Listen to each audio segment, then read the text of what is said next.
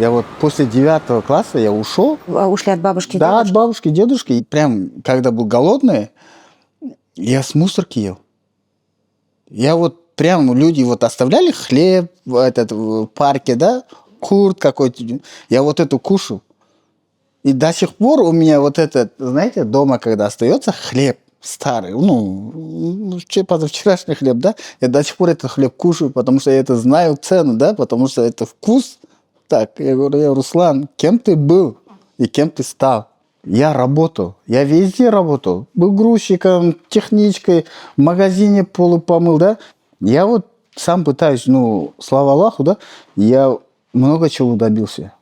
Но у меня ни один родственник не помог, и никто мне не помог. Я сейчас работаю, у меня вот 5 места, я работаю.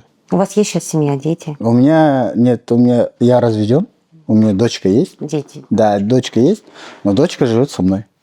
А жена вышла замуж, у нее 2-я семья. Я после этого не вышел, конечно. Вот так. Ваша дочь общается с мамой? Она полгода хотела не общаться. Доча, говорю, у тебя есть такое счастье, которое у меня не было. У тебя есть мама, говорю. Я вот до сих пор нуждаюсь в маме, да, и ласковые слова, а у тебя есть такое счастье, которое есть, у меня нету.